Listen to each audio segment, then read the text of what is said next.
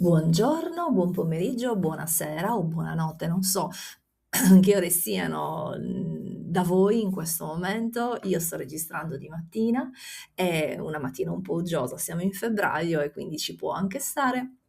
E questa registrazione andrà, diciamo in live, in diretta su in Premiere in formato Premiere, di sera. Per cui rimaniamo sul buonasera, benvenute e benvenuti. Sono felicissima di avervi qui. Finalmente riprendo, con qualche registrazione in merito a degli argomenti che mi stanno particolarmente a cuore. Siamo in febbraio, non si può se non parlare di carnevale. Ho pensato per voi a 3 micro lezioni nelle quali parleremo di carnevale a livello introduttivo, ma soprattutto cercheremo di comprendere qual è l'aspetto più duraturo e più coinvolgente in un certo senso del carnevale. Avete un breve spoiler e quindi sicuramente parleremo di cibo, non però in questa introduzione, la prima parte del nostro incontro. Prima di cominciare fatemi sapere da dove mi state ascoltando, se siete sarde o se siete sardi o se siete sardi fuori dalla Sardegna. E un'altra cosa che mi piacerebbe leggere è come mai il carnevale vi interessa, se il carnevale ovviamente vi interessa. Scrivetemelo nei commenti, io li guarderò in Premiere, quindi sostanzialmente in diretta, ma poi cercherò di essere presente e costante anche nei vostri commenti successivi, quindi cercherò di rispondere il più possibile. È complicato ormai stare dietro a tutti i social perché stiamo diventando veramente in tanti. Se non mi seguite ancora sugli altri social, e quindi Instagram soprattutto, e Facebook, su TikTok sono presente, ma in realtà un po' meno. Iniziate a farlo, ovviamente se vi fa piacere. I contenuti sono ovviamente tutti differenti e quindi avrete una panoramica a 360 gradi di quello che è il mondo di Sardegna visto con i miei occhi. Chiaramente vi lascio i link in descrizione. Qui vi ho già preannunciato che sarà una lezione unica ma divisa in 3 parti, così si potrà dividere il carico anche mentale. Vi potrete guardare questa lezione, queste lezioni di tanto in tanto, rimarranno salvate, quindi le troverete sempre all'interno del ciclo che chiameremo Carnevale Sardo. Detto questo, credo di avervi dato tutte le dritte per cominciare. Partiamo con questo argomento che mi sta particolarmente a cuore, forse uno degli aspetti più interessanti, quello del cibo, quando si parla di carnevale, ed è anche uno degli aspetti più duraturi. Ve l'ho già preannunciato ed ora lo spieghiamo. Nonostante quando si parli di carnevale, si sia in Sardegna, ma si sia anche fuori dalla Sardegna, si pensi immediatamente alle maschere, c'è da dire e sottolineare che a livello di carnevale demologico, e fra un attimo vedremo in che cosa consiste, l'espressione cibo è l'espressione più duratura, cioè non c'è stata un'interruzione nella preparazione dei cibi che hanno conosciuto invece altre espressioni del carnevale, come per esempio i mascheramenti e tutti quei rituali dei quali oggi cerchiamo di sondare la natura. Abbiamo sempre fritto sostanzialmente, anche quando il periodo non era dei migliori. Certo, in contesti particolarmente crudi e crudeli, come quelli per esempio della guerra o dell'estrema povertà o delle carestie, si friggeva di meno, ma l'intenzione, l'interesse, il tentativo era sempre presente, tant'è che ci saranno delle espressioni di dolci carnevaleschi che vedremo nella terza lezione, più golosi e ricchi e meno golosi. Mi riferisco per esempio ai ripieni, ai ravioli che qui chiamiamo culurzone, culurzoneddus, culurgiones e in varie altre modalità e modi, lo vedremo insieme, che possono essere ripieni di ingredienti che vi racconterò, tutti legati a un simbolismo piuttosto forte, ma potranno essere anche sbuirusu, quindi vuoti, a ricordare appunto che è evidente ci siano stati dei periodi di abbondanza e dei periodi nei quali l'abbondanza non era di casa, ma si continuava o si cercava di esprimere il periodo soprattutto attraverso la gastronomia. Quindi quando vi chiederanno e quando penserete al carnevale, ricordatevi che l'espressione più duratura duratura del carnevale e più costante del carnevale è stato il cibo, piuttosto che non i mascheramenti, i rituali. Vediamo un pochettino di cosa parleremo in queste 3 lezioni. Parleremo sicuramente del carnevale a livello introduttivo e quindi oggi cerchiamo di dare un'introduzione al carnevale in Sardegna e quindi vedremo un pochettino le origini del carnevale, cercheremo di scoprire i significati rituali e sociali del carnevale. Ci saranno delle lezioni che probabilmente terrò a breve, nei quali cercheremo di entrare più nel dettaglio. Questa sarà una sorta, rimanendo in gergo gastronomico, una sorta di infarinatura in merito al carnevale, per capire di che cosa stiamo parlando. E poi parleremo nella seconda lezione del cibo e quindi cercheremo un po' di capire quali sono i cibi del carnevale. Ricordiamoci che il carnevale non è solo dolci fritti soprattutto, ma è anche altro e ci saranno altri cibi dei quali parleremo. In alcuni casi ne parleremo alla leggera, perché ovviamente il tempo non ce lo consentirà. Vi invito però a scoprire gli approfondimenti sulla Janas Academy, la mia accademia online che parla di cultura sarda e di mito, di tradizione e di tante altre cose. Vi lascio il link in bio, speriamo di ricordare, non in bio, in descrizione, speriamo di ricordare tutte le mie promesse. Che vi diciamo che parleremo di cibo, non di tutti i cibi. Vi citerò ad esempio le arance che vengono approfonditi altrove, vi citerò ad esempio le fave che vengono approfonditi altrove, che sono dei cibi tipici del carnevale, vi citerò sicuramente il maiale e a quel punto vi darò anche una ricetta, forse ve ne darò anche 2, mi è stata raccontata a sud di una ricetta molto gustosa che forse se ho tempo riusciremo a condividere. Nella terza lezione parleremo invece delle ricette vere per davvero e quindi parleremo soprattutto di frittura, vi racconterò quali sono le espressioni dolci più tipiche del carnevale sardo e quindi parleremo di dolci non lievitati, potremmo dirli azimi, parleremo di dolci lievitati e quindi pensate alle zeppole e parleremo anche di dolci ripieni, ve li ho già citati, culurgiones, e vedremo un pochettino i ravioli, vedremo un pochettino cosa si mette, perché sono ancora espressioni abbastanza forti del carnevale in Sardegna, all'interno di questi ravioli. Quindi mando alle ciance, partiamo. Carnevale da mangiare. Vediamo un pochettino cosa vi racconto in questa slide. Il carnevale è, fra le altre cose, un rito comunitario. Già qui ci dovremmo fermare per raccontare cosa sono i riti comunitari. Sono quei riti che sostanzialmente coinvolgono tutta la comunità, all'interno dei quali la comunità si riconosce. Il carnevale è uno degli ultimi riti comunitari, sinceri e spontanei in un certo qual senso.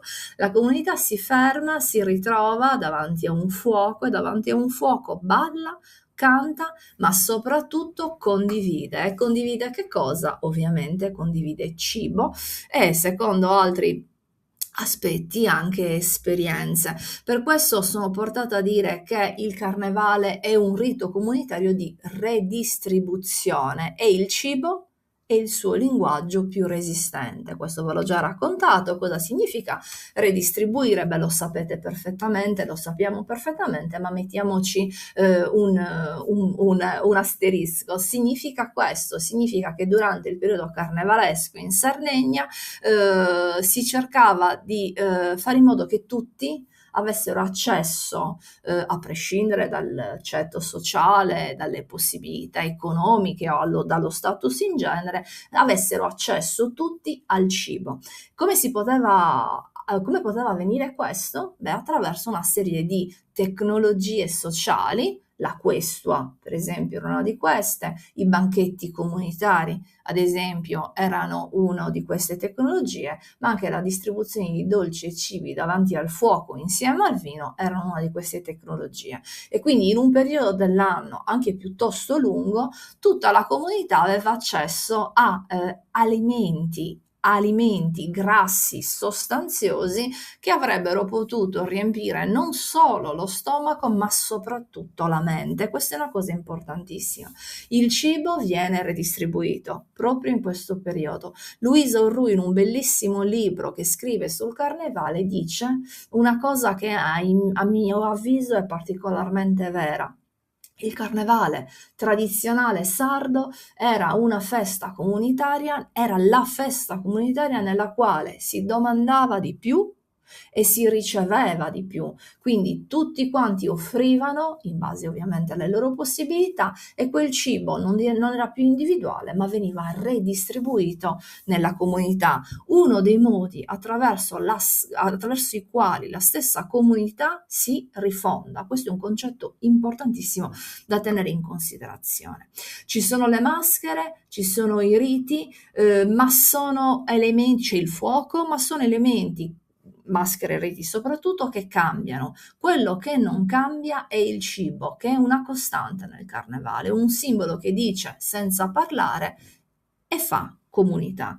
Nelle prossime slide vedremo, è importante, una differenza sostanziale tra il carnevale ideale e il carnevale demologico, vediamo in che cosa consiste, cercheremo di capire un pochettino il concetto di disordine controllato, quindi la funzione sociale, una delle funzioni sociali del carnevale, e poi cercheremo anche di parlare del carnevale in accezione un po' più mistico, ideale, quindi vedremo un pochettino il i riti di passaggio invernali e parleremo nello specifico di questo aspetto del carnevale che incuriosisce a tantissime persone. Carnevale ideale, chi è sardo, chi è sarda, del carnevale si è occupato o occasionalmente ha letto di carnevale sa perfettamente che il carnevale sardo è stato fortemente idealizzato. Si cerca di scoprire e di comprendere tutti quelli che sono i significati simbolici profondi del carnevale. Cerchiamo di definirlo il più delle volte arcaico, cerchiamo di definirlo il più delle volte primitivo, nell'accezione più positiva del termine, e lo leghiamo al mito. Moltissime maschere che sono stati rifacimenti e rivisitazioni, ad esempio, sono legate a figure mitiche, moltissime maschere del carnevale sardo. Perché il carnevale è stato così fortemente idealizzato? Beh, le motivazioni possono essere diverse, ma probabilmente una delle ragioni più interessanti è questa qui. Sono assenti i santi dal carnevale di Sardegna, e quindi tutte le feste di Sardegna hanno a che fare con l'elemento cristiano. Qualsiasi festa ci venga in mente, dal San Giovanni alla Candelora, bene, l'elemento cristiano è sempre presente. In carnevale questo elemento cristiano non è presente. Io lo so che alcuni di voi stanno scuotendo la testa, però tenete in considerazione che l'elemento cristiano è presente in apertura.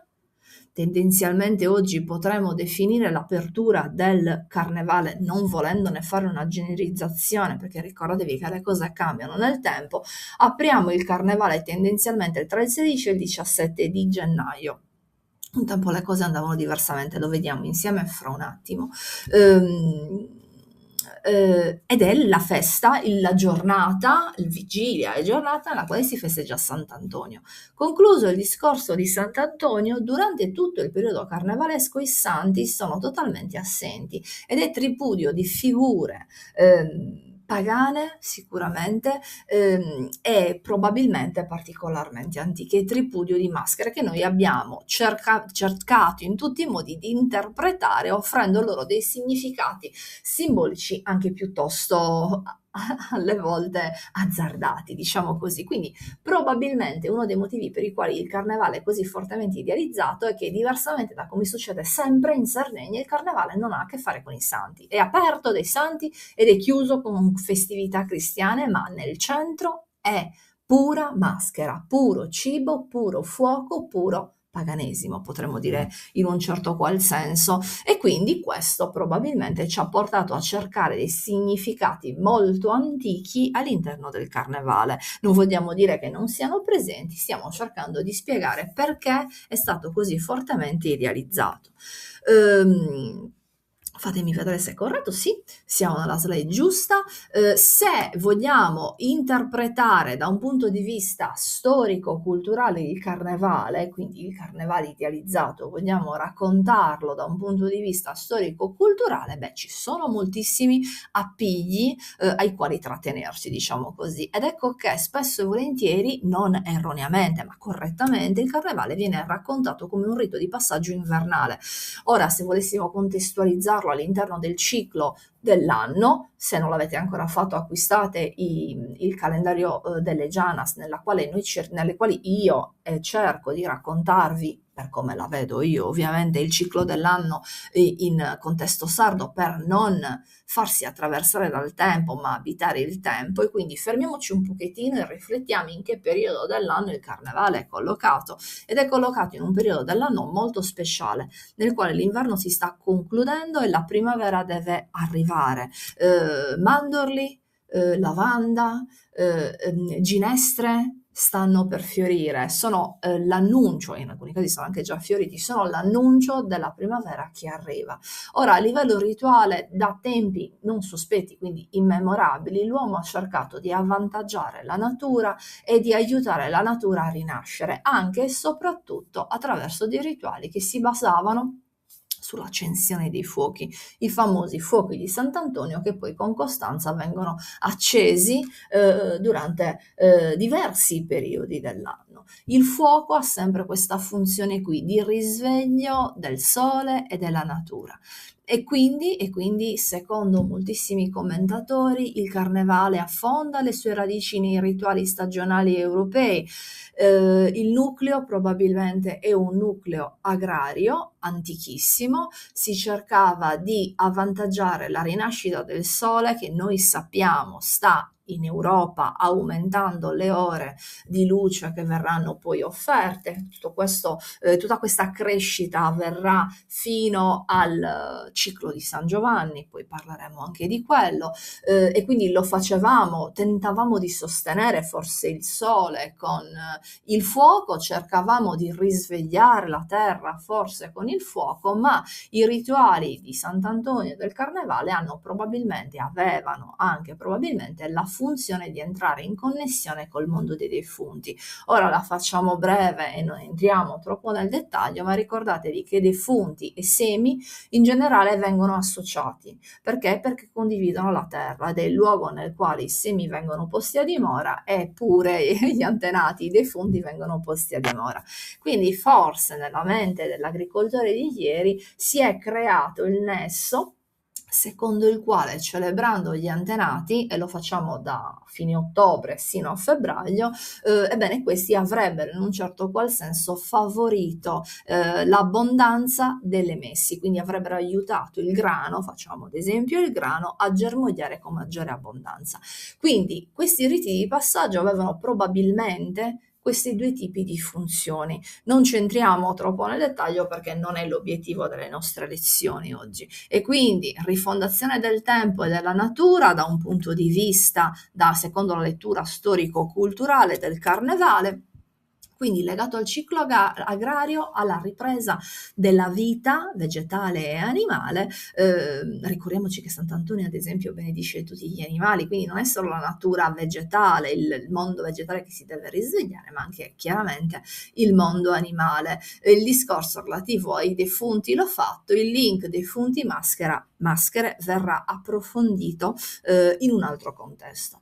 Il carnevale che però in questo contesto soprattutto interessa di più a noi è questo qui, è il carnevale demologico, ed è quel carnevale che in un certo qual senso è meno idealizzato, ma è più vissuto, scusatemi, e documentato, ma soprattutto praticato. In soldoni il carnevale demologico è quello che noi possiamo dire vero per davvero, nel senso che esistono delle fonti scritte e orali, in alcuni casi video, di varia natura comunque delle fonti, registrazioni, tutto quello che vi viene in mente, che ci consente di dire che in tale data il carnevale in Sardegna realmente si svolgeva così. Tutto il resto è ipotesi, chiaramente affascinantissima, ma ipotesi. Quindi il carnevale demologico è quel carnevale fatto di calendari locali, questo e banchetti, regole condivise, è osservabile attraverso le fonti storiche etnografiche e le testimonianze dirette. Va da sé che questo carnevale non può essere un carnevale così che ci consente di tornare troppo indietro nel tempo. Scopriremo infatti che le fonti che noi abbiamo a disposizione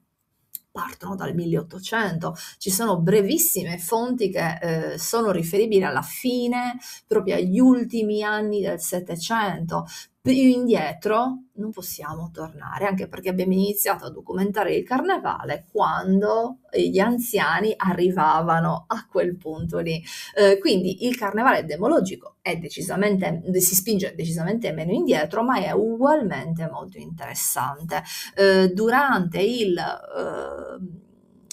secondo questa lettura funzionalista, il carnevale demologico ci consente questa lezione funzionalista del carnevale, noi possiamo sicuramente dire che uno degli obiettivi del carnevale è quello non già di rifondare la natura, oggi forse non è più quello il nostro obiettivo, ma l'obiettivo delle società tradizionali, ma soprattutto moderne, è quello di rifondare la comunità. E questo è un concetto importante perché davanti al fuoco si svolgono una serie e durante le celebrazioni del carnevale si svolgono una serie di rituali attraverso i quali noi abbiamo la possibilità di risaldare e confermare dei rapporti comunitari e sociali che consentiranno, questo è chiaro, di andare avanti per tutto l'anno in maniera armoniosa, diciamo così. E quindi vi potrei citare il discorso relativo ai patti agrari, il discorso relativo al dono di cibo